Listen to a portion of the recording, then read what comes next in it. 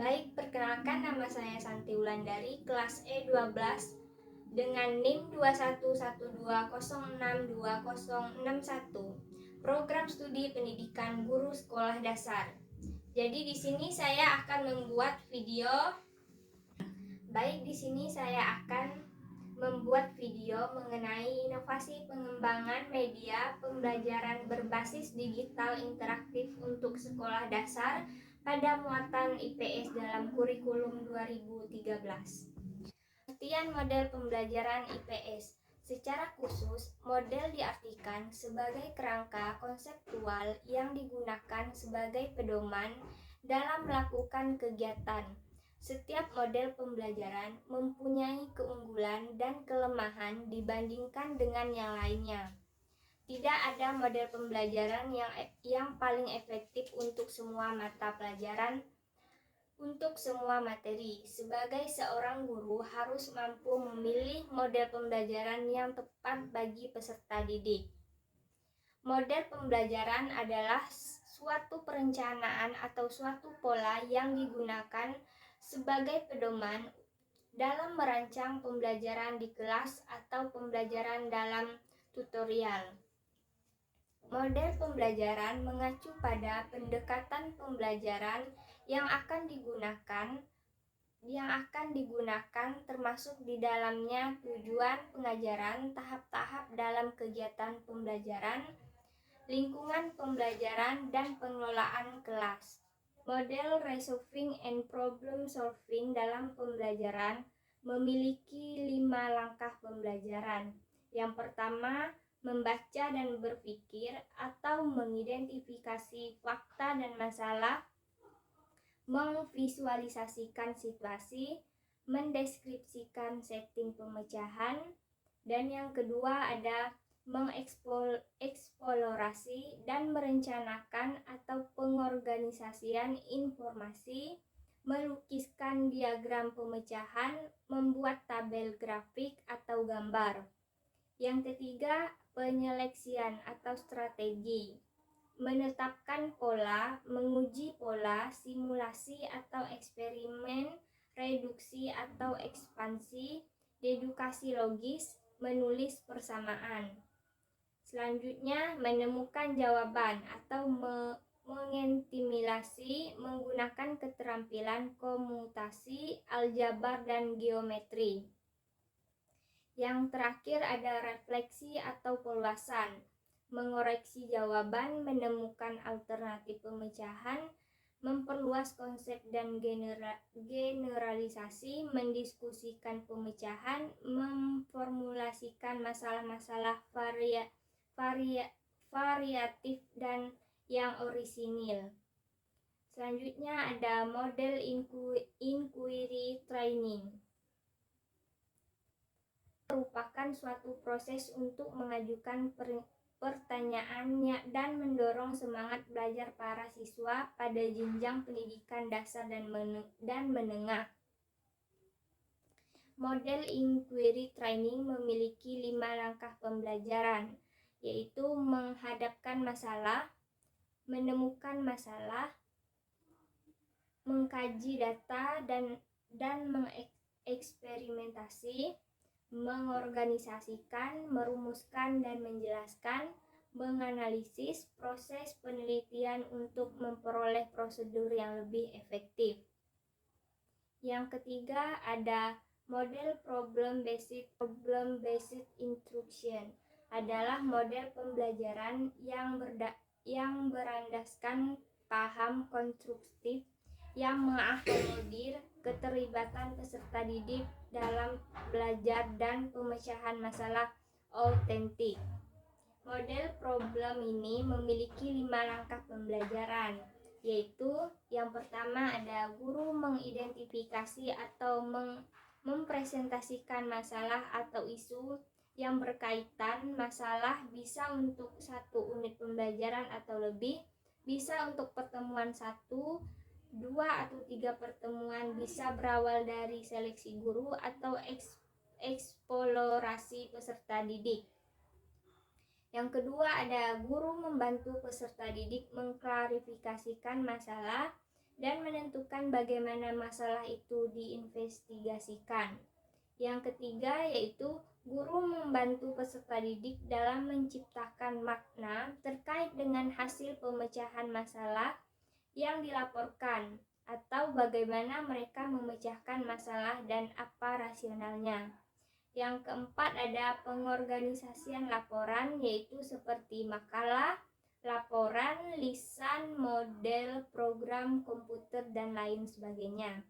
Yang terakhir ada presentasi, yaitu dalam kelas yang melibatkan semua peserta didik, guru bila perlu melibatkan administrator dan anggota masyarakat.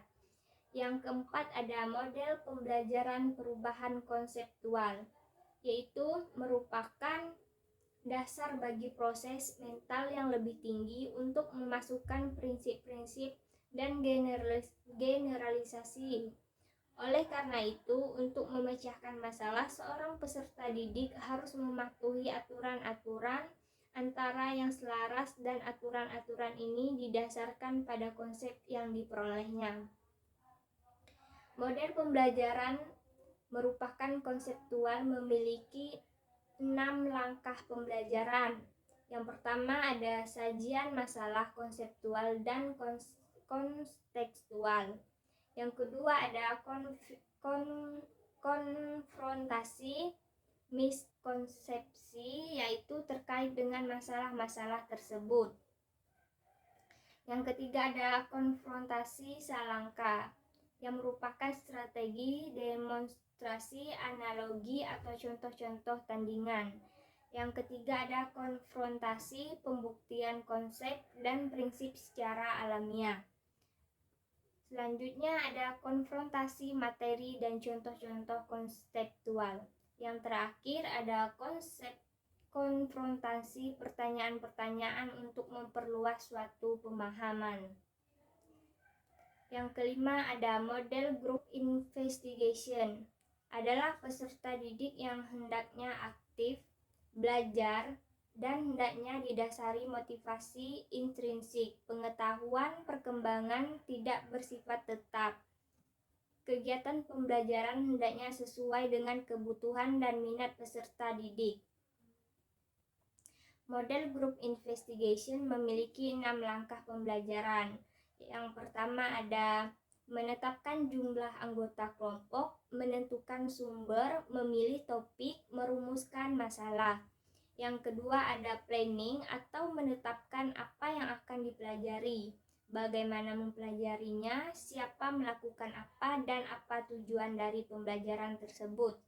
Yang ketiga ada saling tukar informasi dan ide, berdiskusi, klarifikasi, mengumpulkan informasi, menganalisis data, dan membuat referensi. Selanjutnya ada anggota kelompok menulis laporan, merencanakan presentasi laporan, penentuan penyajian, moderator, dan notulen.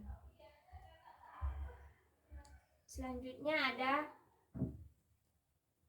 presenting, yaitu salah satu kelompok menyajikan kelompok lain dan mengamati, mengevaluasi, mengklarifikasi, mengajukan pertanyaan atau tanggapan. Dan yang terakhir adalah masing-masing peserta didik melakukan koreksi terhadap laporan masing-masing berdasarkan hasil diskusi kelas.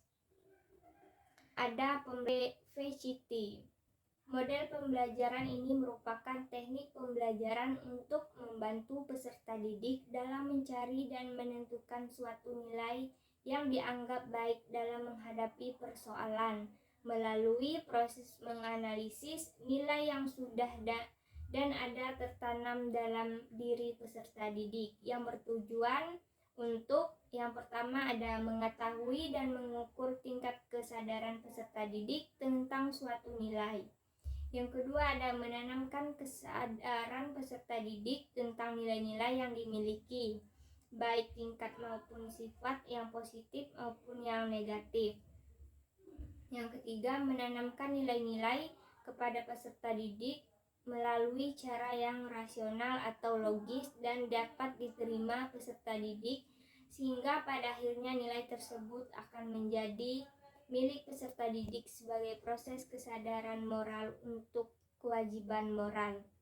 Yang terakhir ada melatih peserta didik dalam menerima, menilai dirinya dan posisi nilai orang lain untuk kewajiban moral. Yang terakhir ada melatih peserta didik dalam menerima, menilai dirinya dan posisi nilai orang lain. Yang ketujuh ada pendekatan sains teknologi masyarakat. Pendekatan ini merupakan pendekatan yang bertujuan untuk pendekatan sains teknologi masyarakat. Merupakan pendekatan yang mencapai tujuan pembelajaran yang berkaitan langsung dengan lingkungan nyata dengan cara melibatkan peran aktif peserta didik dalam mencari informasi untuk memecahkan masalah yang ditemukan dalam kehidupan seharinya.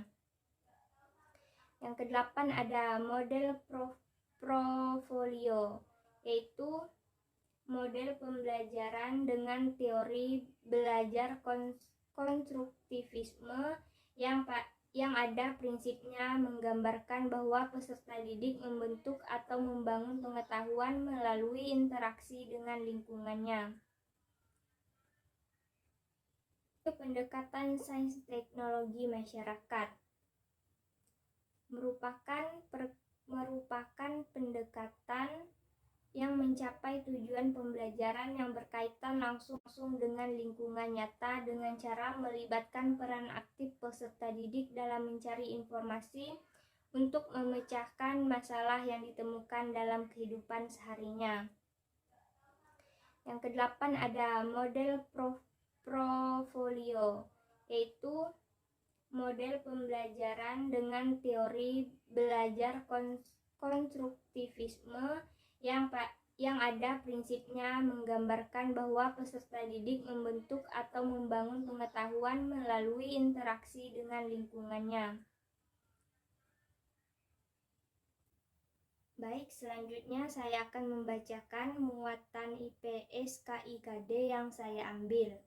Yang pertama yaitu ada KI, yaitu mampu memahami pengetahuan faktual dengan cara mengamati dan menanya berdasarkan rasa ingin tahu tentang dirinya, tentang makhluk ciptaan Tuhan dan kegiatannya, dan benda-benda yang dijumpai di rumahnya, di sekolah, dan tempat bermain. Mampu mengidentifikasikan kegiatan ekonomi dan hubungannya dengan berbagai bidang pekerjaan, serta kehidupan sosial dan budaya di lingkungan sekitar atau provinsi.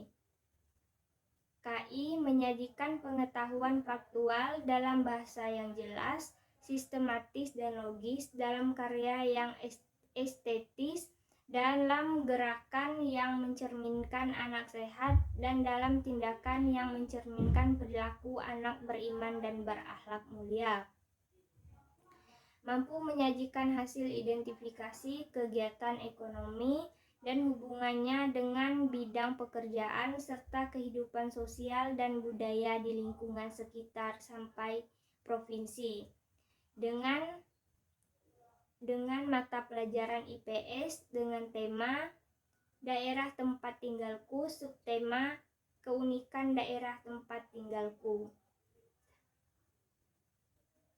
Di sini saya mengambil model pembelajaran yaitu problem based learning.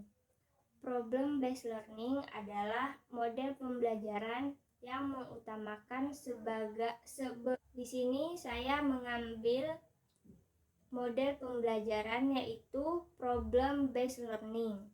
Problem based learning adalah model pembelajaran yang mengutamakan seberapa aktif peserta didik dalam selalu berpikir kritis dan selalu terampil ketika dihadapkan pada penyelesaian suatu permasalahan. Proses dari alur bagaimana peserta didik belajar yang tergantung dari seberapa kompleks permasalahan yang dihadapi. Tujuan saya mengambil model pembelajaran ini yaitu agar peserta didik mampu meningkatkan keterampilan berpikir secara kritis dari peserta didik dalam memilih dan memutuskan sesuatu. Yang kedua yaitu mampu melatih dalam penyelesaian permasalahan secara sistematis, matang dan terencana sehingga hasilnya positif. Yang ketiga yaitu dapat digunakan untuk membantu peserta didik memahami dengan benar peran orang dewasa di kehidupannya. Dan yang terakhir yaitu adanya dorongan terhadap peserta didik agar mampu menjadi individu yang mandiri serta bertanggung jawab.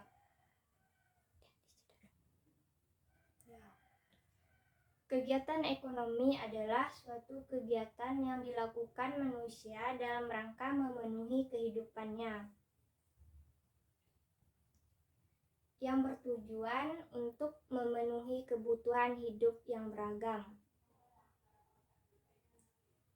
Kegiatan ekonomi juga bertujuan untuk meningkatkan kualitas hidup masyarakat secara keseluruhan, yang mana dalam hal ini kegiatan ekonomi diharapkan mampu menciptakan lapangan kerja, meningkatkan pendekatan masyarakat, dan meningkatkan akses terhadap barang dan jasa yang berkualitas. Baik, sekian video edukatif dari saya dalam pembelajaran IPS. Terima kasih dan selamat menonton.